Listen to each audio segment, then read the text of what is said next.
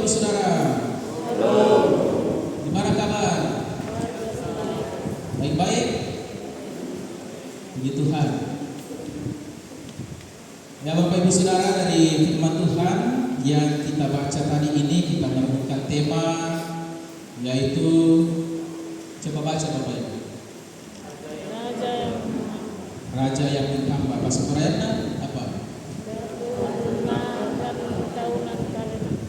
Datu Nangga Kaunan Kalena. Nah Bapak Ibu Saudara,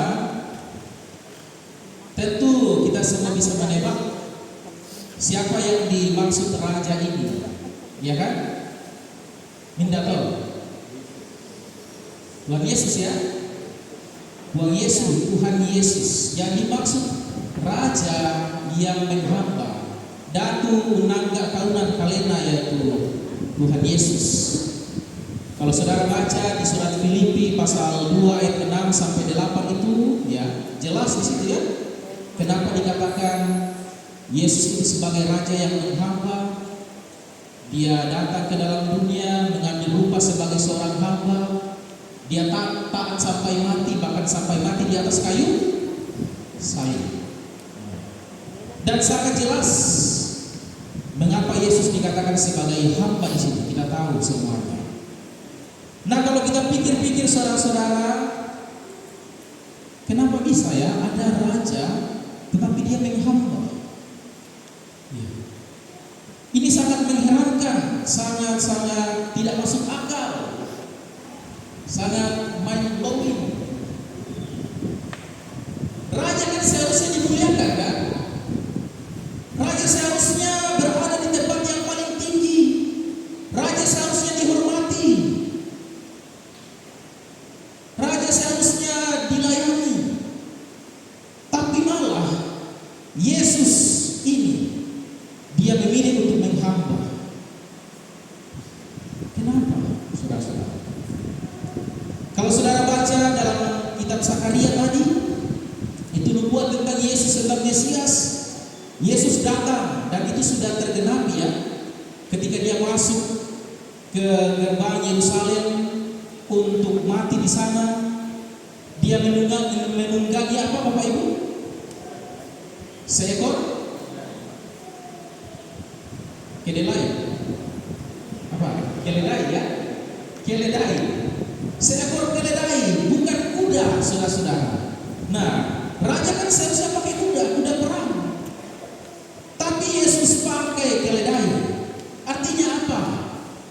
Artinya Yesus datang untuk membawa damai. Yesus hadir dengan kerendahan hati. Yesus hadir membawa perdamaian. Yesus hadir bukan dengan kekerasan, melawan dosa, bukan dengan kesombongan, tetapi dengan lemah lembut, dengan kerendahan hati, merendahkan dirinya bahkan. Dan dengan jalan itu juga saudara-saudara, dia meraih kemenangan. Orang itu biasa meraih kemenangan dengan berperang, dengan memakai pedang, dengan memakai kekerasan. Tetapi Yesus meraih kemenangan dengan apa? Dengan kasih, dengan pengorbanan. Itu Yesus. Dia memenangkan perang dengan kasih dan dengan pengorbanan. Nah saudara-saudara, tentu sikap ini juga harus kita teladani. Sebagai pengikut Kristus, sebagai orang Kristen, sikap menghamba itu harus ada pada kita. Tuhan Yesus saja menghamba, merendahkan dirinya. Apalagi kita. Kita seharusnya meneladani Tuhan Yesus. Kita juga seharusnya menghamba. Seluruh orang percaya, seluruh orang Kristen, dia adalah hamba Allah. Dia adalah hamba Tuhan. Saya dan saudara sama hamba Tuhan.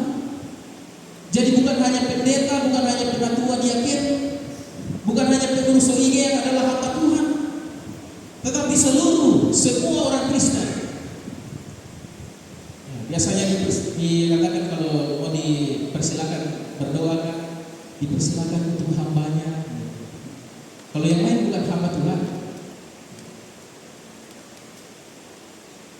Kita semua hamba Tuhan, saudara-saudara. Nah, saudara-saudara, pertanyaannya Kita sudah katakan bahwa Tuhan Yesus menghamba, kita harus meneladani Tuhan Yesus. Tetapi kalau kita lihat, ya, saya sudah singgung di ibadah keluarga di Bapak Ito kemarin, mengapa kita harus menghamba? Kadang-kadang kita alergi mendengar kata hamba, menghamba. Tapi memang kita dirancang Allah untuk menghamba. Kalau kita perhatikan tumbuh-tumbuhan, ya, tumbuh-tumbuhan itu bertumbuh, dia menghadap ke mana, Bapak Ibu? Ke mana? Ke atas, ya? Dia menghadap ke matahari, ya kan? Matahari. Jadi tumbuh-tumbuhan itu bergantung pada matahari. Bahkan kita semua manusia pun bergantung pada matahari. Hewan juga bergantung pada matahari. Nah, itu artinya apa? Inilah sifat kita makhluk hidup. Secara khusus kita manusia, kita selalu mencari sesuatu yang lebih besar, sesuatu yang lebih berkuasa dari diri kita. Sesuatu yang lebih besar itu kita andalkan. Sesuatu yang lebih besar itu supaya apa? Supaya kita mendapatkan kebaikan, untuk mendapatkan perlindungan. Sehingga kita memberi diri untuk menghamba kepada hal-hal itu. Kita mencari hal-hal yang bisa membuat kita aman, bisa membuat kita utuh.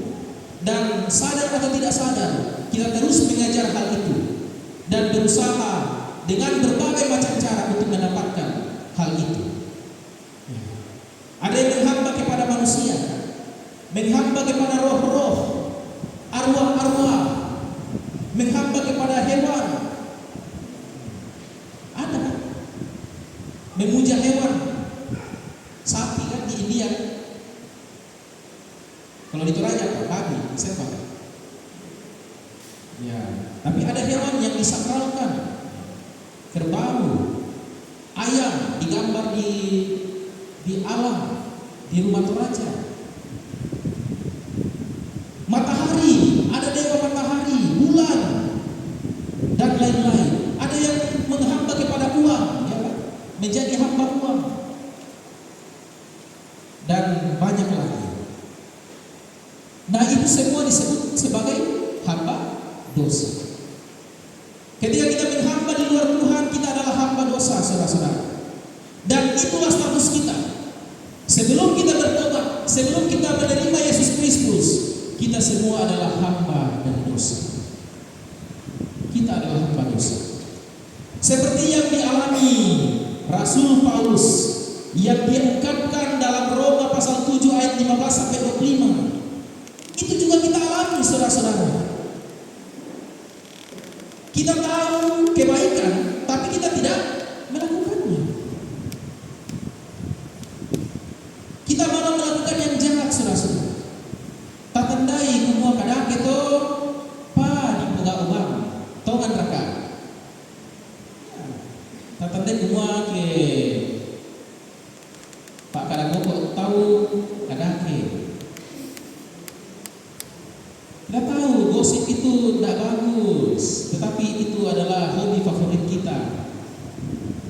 Kita tahu membenci orang itu tidak bagus, tetapi kita sering kali melakukannya. Kita tahu mendendam itu tidak baik, tetapi kita menyimpan dendam. Kita tahu iri hati itu tidak bagus, tetapi kita selalu iri terhadap orang yang berhasil. Dan masih banyak lagi, saudara-saudara. Kita tahu itu buruk, itu tidak bagus, tapi selalu kita lakukan. Ini betul, ya apa yang dilakukan Rasul Paulus. Kita tahu yang baik, tapi kita tidak melakukan. Yang baik itu malah yang jahat yang kita lakukan. Dan inilah kondisi kita. Kita adalah manusia yang celaka, harus dimurkai, harus dihukum. Kita dikuasai oleh dosa yang membinasakan. Lalu bagaimana, saudara-saudara? Paulus bertanya mewakili kita. Dia katakan, siapakah yang akan melepaskan aku dari tubuh maut ini? Tubuh yang membinasakan ini, siapa yang melepaskan? Siapa yang dapat membebaskan kita, saudara-saudara? Indah. Siapa? Dia katakan, syukur kepada Allah Ya, saya tadi tidak dibaca sampai habis itu. Jawabannya itu terakhir. Syukur kepada Allah, yaitu Yesus Kristus. Tuhan Yesus yang membebaskan kita. Tuhan Yesus yang menanggung untuk dosa kita. Tuhan Yesus yang mewakili kita mati di atas kayu salib. Tuhan Yesus mati, kita juga mati bagi dosa. Tuhan Yesus hidup, Tuhan Yesus bangkit, kita pun bangkit dan hidup bagi Allah. Tuhan Yesus yang selamatkan kita, saudara-saudara. Jadi sejak kita percaya kepada Yesus, kita bukan lagi hamba dosa, tetapi hamba Tuhan. Hamba dosa melayani dosa yang membawa pada maut. Hamba Tuhan melayani Tuhan yang membawa kepada hidup. Jadi Bapak Ibu Saudara, kita pilih mana? Mau menghamba kepada dosa atau menghamba kepada Allah? Ya, tidak bisa pilih dua-duanya, Bapak Ibu. Pilih satu dengan resiko masing-masing. Kita tidak bisa menghamba kepada dua Tuhan, karena kalau kita mengasihi yang satu, kita akan membenci yang lainnya. Sekiranya saudara memilih dengan tepat. Karena itu saudara-saudara, sebagai hamba Allah, kita harus belajar menjadi hamba yang taat. Nah, kayak mana itu hamba yang taat? Bagaimana itu karakter hamba yang taat? Kalau kita baca di Kejadian tadi ya, karakter itu terlihat dalam diri siapa? Siapa yang dibicarakan dalam kitab Kejadian tadi, Bapak Ibu? Siapa yang diutus? Siapa coba? Adakah nama yang disebut di situ? Selain Ishak, selain calonnya Ishak, siapa yang pergi mencari calonnya Ishak? Siapa? Eliezer. Nah, Eliezer adalah hamba Abraham, saudara-saudara. Kita belajar dari karakter seorang Eliezer. Saudara-saudara, nah, perlu diperjelas ini. Status hamba dalam kehidupan perjanjian lama itu tidak sama dengan hamba dalam dunia modern, ya, atau hamba dalam konteks toraja. Kalau hamba dalam zaman PL itu diperlakukan dengan baik, dianggap seperti keluarga, bahkan bisa menjadi ahli waris, saudara-saudara. Kalau hamba dalam perjanjian lama itu, bayangkan ya saudara-saudara, Abraham katakan, kalau dia tidak punya keturunan, Tuhan tidak kasih keturunan, siapa yang akan jadi ahli waris? Eliezer yang adalah hamba tertua, dia akan jadi ahli waris Abraham. Nah itu Eliezer, saudara-saudara. Jadi kalau hamba dalam zaman modern diperlakukan dengan buruk, apalagi kalau di Toraja demikian, tidak diperhatikan, diperlakukan seenaknya, tidak dikasih baju. Tetapi dalam zaman perjanjian lama, hamba itu diperlakukan dengan baik. Nah begitu pun juga dengan kita, saudara-saudara. Dalam status kita sebagai hamba Allah, kita juga diperlakukan dengan baik oleh Allah. Kita dipelihara oleh Allah. Kita dijadikan keluarga oleh Allah. Bahkan apa? Kita menjadi ahli waris kerajaan surga. Kita hamba Allah tetapi diperlakukan dengan baik. Dijadikan saudara dari Tuhan Yesus, sahabat Allah, ahli waris kerajaan surga. Nah saudara-saudara, sebagai hamba, Eliezer itu sangat menghormati Abraham dan sangat menghormati Tuhan. Dia sangat dipercaya, dia sangat bertanggung jawab. Ketika saudara betul-betul membaca itu luar biasa ya, tanggung jawab yang dia jalankan. Dia tidak mau main-main dengan tanggung jawab yang diberikan oleh Abraham. Dia menjalankan amanah dari Abraham. Dia sangat mengandalkan Tuhan dalam menjalankan tugas. Ketika dia diutus untuk mencarikan istri bagi Ishak. Nah, saudara-saudara, kita pun harus seperti itu. Kita pun harus punya sikap seperti itu. Kita harus seperti Eliezer. Sekarang katakan pada diri saudara, ya, saudara ikuti supaya tidak gantung. Saya harus menghormati Tuhan. Katakan. Saya harus bisa dipercaya. Saya harus bertanggung jawab. Saya harus setia. Saya harus mengandalkan Tuhan. Kiranya Tuhan menolong saya. Amin. Lalu yang berikut, sebagai hamba yang baik, kita harus merespon kehendak Tuhan dengan benar dan tepat. Dengan benar dan tepat. Jangan seperti orang-orang yang dikomentari Tuhan Yesus dalam Injil pasal 11 tadi, Injil Matius pasal 11 ayat 16. Apa yang terjadi di sana, saudara-saudara? Yohanes Pembaptis datang menyerukan pertobatan dan kebenaran. Mereka tolak. Mereka tangkap, mereka penjara, mereka bunuh. Dipenggal Yohanes Pembaptis. Mereka bukan sadar akan dosa-dosanya, tetapi bahkan kejahatannya itu menjadi-jadi. Lalu sekarang Tuhan Yesus yang datang bagi mereka. Tuhan Yesus datang pakai istilah anak manusia. Ya, anak manusia itu Yesus. Dia adalah Mesias yang dijanjikan. Mereka bukan menerimanya, tapi malah menolak dia. Bahkan membenci dia dan pada akhirnya membunuh dia juga. Menyalibkan Tuhan Yesus. Nah, saudara, jangan sampai kita jadi orang seperti itu. Jangan jadi orang yang keras kepala. Jangan jadi orang yang tidak mau bertobat. Sudah tahu salah, tapi tidak mau sadar akan kesalahan. Dikasih tahu yang benar malah tambah ngegas. Malah dia lagi yang serang kita, ya kan? Jangan jadi orang-orang yang keras kepala. Saudara, sebagai hamba Allah, kita diminta untuk merespon dengan kerendahan hati. Karena itu demi kebaikan kita, saudara-saudara. Demi kebaikan saya dan Bapak Ibu. Saudara-saudara, gereja itu bukanlah orang-orang yang sempurna. Kita semua tidak ada yang sempurna. Gereja adalah orang-orang yang penuh dengan kelemahan. Tapi kita dipersatukan dalam satu tubuh, dalam Kristus Yesus. Di dalamnya kita sama-sama bertumbuh, kita sama-sama saling melengkapi, saling mengasihi, saling membangun, saling menasihati.